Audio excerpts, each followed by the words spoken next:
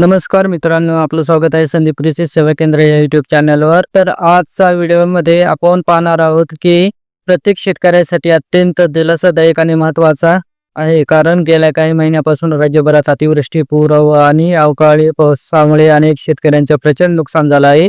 काही ठिकाणी पीक पूर्णपणे वाहून गेली, काही ठिकाणी जमिनीचं नापीक झाली. अशा कठीण परिस्थितीत राज्य सरकारकडून अखेर एक मोठी घोषणा करण्यात आली. रब्बी हंगामासाठी हेक्टरी 10,000 रुपयाचं विशिष्ट अनुदान आणि त्याचबरोबर जुलै ते ऑगस्ट 2025 दरम्यान झालेल्या नुकसानीसाठी नव्या शासन निर्णयाद्वारे मदतीची रक्कम मंजूर करण्यात आलेली आहे. तर चला मित्रांनो, आजच्या या व्हिडिओमध्ये आपण सविस्तरपणे जाणून घेऊया कोणत्या जिल्ह्यांना किती मदत मिळणार आहे, किती शेतकऱ्यांचे प्रस्ताव मंजूर झाले आहेत आणि ही रक्कम शेतकऱ्यांच्या खात्यात कधी जमा होणार आहे. मित्रांनो, पहिला आणि सर्वात मोठा अपडेट म्हणजे रब्बी हंगामासाठी राज्य शासनाने हेक्टरी 10,000 रुपयांचं निविष्ट अनुदान देण्यास मंजुरी दिली आहे. ही मदत विशेषतः अतिवृष्टी आणि पूर परिस्थितीमुळे बाधित झालेल्या तालुक्यातील शेतकऱ्यांसाठी आहे. शासनाच्या निर्णयानुसार हे अनुदान प्रति हेक्टरी 10,000 रुपये इतकं असेल आणि 3 हेक्टर पर्यंतची मर्यादा ठेवण्यात आली आहे. म्हणजेच एका शेतकऱ्याला जास्तीत जास्त 30,000 रुपये इतकी रक्कम मिळू शकते. या योजनेअंतर्गत सर्व पात्र शेतकऱ्यांची माहिती स्थानिक कृषी कार्यालयामार्फत गोळा करण्यात आली आहे. जसं की फार्मर आयडी, आधार कार्ड, बँक वगैरे. ही सर्व माहिती आता राज्य शासनाच्या डीबीटी डायरेक्ट बेनिफिट ट्रान्सफर पोर्टलवर अपलोड करण्याची प्रक्रिया सुरू झाली आहे. मुख्यमंत्री, कृषी मंत्री तसेच मदत आणि पुनर्वसन मंत्री यांनी स्पष्ट केले आहे की दिवाळीपूर्वीच ही मदत शेतकऱ्यांच्या खात्यात थेट जमा होईल. म्हणजेच रब्बी हंगामासाठी लागणाऱ्या बियाणं, खतं आणि इतर शेतीसाठी आवश्यक गोष्टीसाठी ही मदत मोठा हातभार ठरणार आहे. फार्मर आयडी की संलग्न आले आधारशी लिंक असलेल्या बँक खात्यामध्ये ही रक्कम थेट जमा होणार असल्याने कुठल्याही बँक माध्यम किंवा इतर प्रक्रियेत त्रास होणार नाही.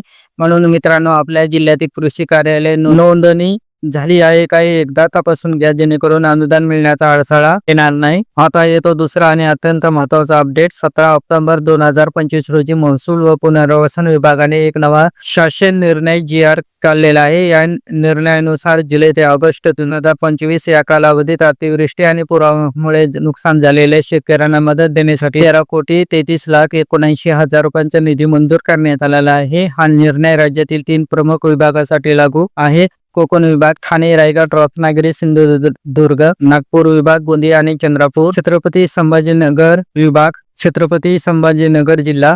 चला आता पाहूया विभागीय माहिती. कोकण विभागातील 4 जिल्ह्यामध्ये ठाणे, रायगड, रत्नागिरी आणि सिंधुदुर्ग एकूण 939 शेतकऱ्यांना 21 लाख रुपये इतका निधी मंजूर करण्यात आला आहे. त्यात ठाणे जिल्ह्यात 1 शेतकरी, रायगडमध्ये 218, रत्नागिरीमध्ये 579 आणि सिंधुदुर्गमध्ये 141 शेतकरी पात्र ठरले आहेत. या जिल्ह्यामध्ये पावसामुळे फळबागांनाही मोठे नुकसान झाले होते, त्यामुळे या शेतकऱ्यांना मदत देण्यात आली आहे.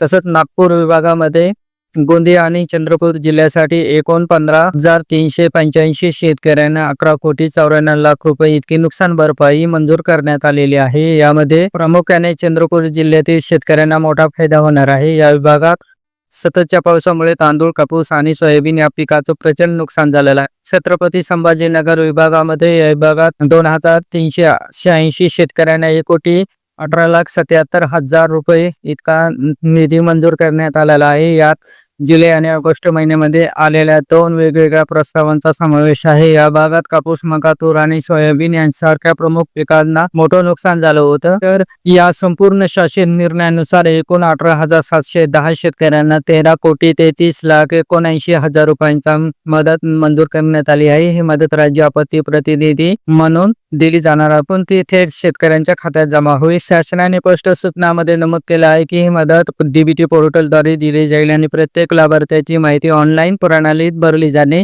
आवश्यक आहे. यामध्ये दुहेरी लाभ होणार नाही याची काळजी जिल्हा प्रशासनाने घ्यायची आहे. तसेच प्रत्येक शेतकऱ्याला एका हंगामात एकदाच मदत मिळणार आहे. तसेच जिल्हा प्रशासनाला आदेश देण्यात आला आहे की मदत वाटपानंतर पात्र लाभार्थ्यांची यादी जिल्ह्याच्या संकेतस्थळावर प्रसिद्ध करावी, जेणेकरून पारदर्शकता राहील. हा निर्णय मुख्यमंत्री आणि मदत पुनर्वसन मंत्री यांच्या उपस्थितीत मंजूर करण्यात आला आहे आणि शासनाची इच्छा आहे की दिवाळीपूर्वीच ही मदत शेतकऱ्यांच्या खात्यात पोहोचावी. मित्रांनो, हा GR फक्त जुलै ऑगस्ट महिन्यासाठी आहे, पण मे जून महिन्यात ही राज्यातील अनेक जिल्ह्यामध्ये पावसाने हकार माजवला होता. या कालावधीत नुकसान झालेल्या शेतकऱ्यांचेही प्रस्ताव शासनाच्या विचाराधीन आहेत. कोकण विभागातील रत्नागिरी, रायगड आणि सिंधुदुर्ग, पुणे विभागातील पुणे आणि सांगली, नागपूर विभागातील वर्धा, नागपूर, चंद्रपूर, छत्रपती संभाजीनगर विभागातील बीड, लातूर, नांदेड आणि धाराशिव या जिल्ह्याचे प्रस्ताव देखील जवळजवळ मंजुरीच्या मार्गावर आहे. ते जिल्ह्यासाठी सुमारे 26,000 पेक्षा जास्त शेतकऱ्यांसाठी 34 कोटी रुपयांचा अधिक नुकसान भरपाईचा निधी वितरित करण्यात येत आहे. नांदेड जिल्ह्यातील शेतकऱ्यांसाठी तर 20 कोटीहून अधिक मदत प्रस्तावित आहे. राज्य शासनाने सांगितले आहे की सप्टेंबर महिन्यात झालेल्या नुकसानीसाठी स्वतंत्र जी.आर. तयार करण्याची प्रक्रिया सुरू आहे. विशेषतः नाशिक, अहिल्यानगर, अहमदनगर आणि सोलापूर या जिल्ह्यासाठी. म्हणूनच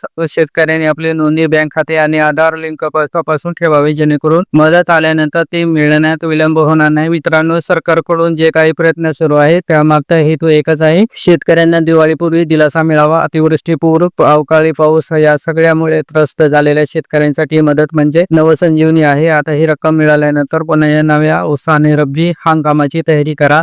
आमचा संदीप कृषी सेवा हे चॅनल ज्यापर्यंत अशाच विश्वासार्ह आणि महत्त्वाच्या कृषी अपडेट्स सह पोहोचत राहील. व्हिडिओ आवडला तर नक्की लाईक करा, कमेंट करा आणि शेअर करा, जेणेकरून अधिकाधिक शेतकऱ्यांना ही दिलासादायक माहिती मिळेल. धन्यवाद. जय जवान, जय किसान.